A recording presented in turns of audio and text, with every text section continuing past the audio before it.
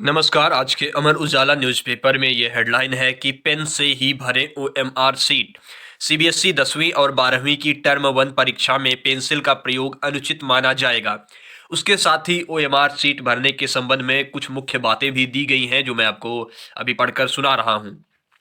इसमें लिखा है केंद्रीय माध्यमिक शिक्षा बोर्ड की 10वीं 12वीं की टर्म 1 परीक्षा में ओएमआर सीट पर पेंसिल से उत्तर देना छात्र को महंगा पड़ सकता है। बोर्ड ने ओएमआर सीट पर पेंसिल का प्रयोग पूरी तरह से वर्जित है। छात्र के पेंसिल का प्रयोग करने पर उसे नकल या अनुचित साधनों का इस्तेमाल के रूप में माना जाएगा। ऐसा करने पर छात्र के खिलाफ कार्रवाई भी की जाएगी। ओएमआर सीट पर पेन से लिखे उत्तर को सही माना जाएगा। सीट में नीले या काले पेन से गोले को काला करने के साथ साथ उत्तर की बॉक्स में भी लिखना होगा। बॉक्स में लिखे गए उत्तर को ही आखिरी माना जाएगा। सीबीएसई ने टर्म 1 परीक्षा को लेकर स्कूलों के छात्रों के लिए ओएमआर, जिसका फुल फॉर्म होता है ऑप्टिकल मार्क रिकॉग्निशन सीट, समझाने के दिशा निर्देश जारी कर दिए हैं। सीबीएसई परीक्षा नियंत्रक डॉक्टर संयम भारद्वाज की ओर से जारी निर्देशों में कहा गया है कि बोर्ड 10वीं 12वीं की परीक्षा के लिए पहली बार ओएमआर का उपयोग कर रहा है। ऐसे में सभी छात्रों और स्कूलों को ओएमआर सीट के विषय में जानकारी दिया जाना जरूरी है। बोर्ड की ओर से स्कूलों को छात्रों व शिक्षकों के लिए अभ्यास सत्र आयोजित करने के लिए भी कहा गया है, जिससे वह ओएमआर शीट को अच्छी तरह से समझ सकें। यदि बोर्ड कोरोना महामारी के कारण पहली बार 2 चरणों टर्म 1 और टर्म 2 में परीक्षा आयोजित करवा रहा है। टर्म 1 की परीक्षा 50% पाठ्यक्रम के साथ नवंबर-दिसंबर में होनी है, जिसमें बहुविकल्पीय प्रश्न पूछे जाएंगे। टर्म 2 की परीक्षा शेष 50% पाठ्यक्रम के साथ मार्च-अप्रैल में होगी। बोर्ड ने ओएमआर सीट को लेकर विस्तृत जानकारी साझा की है।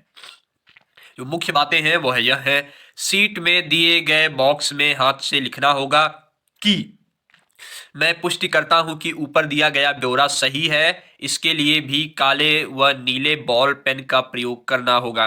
बॉल पेन की बात यह रही कि आप वहां पे जेल पेन यूज नहीं कर सकते हैं, बाकी कोई सा भी पेन आप यूज कर सकते हैं। सीट में कुल प्रश्नों के बावजूद 60 प्रश्नों के उत्तर देने की जगह है, उत्तर क्रम के अनुसार देने होंगे।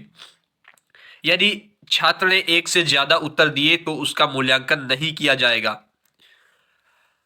उत्तर देने के लिए काले नीले पेन से ABCD के गोले के साथ एक बॉक्स व एक अतिरिक्त गोला होगा।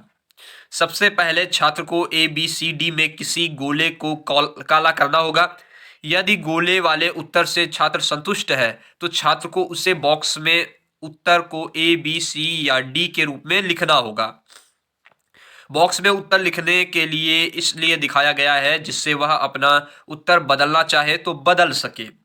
सबसे अंतिम गोले को काला तभी करना होगा जब वह उस प्रश्न को हल नहीं करना चाहता है। ABCD वाले गोले को काला कर दिया और बॉक्स खाली है तो माना जाएगा कि उन्होंने प्रश्न को हल नहीं किया है।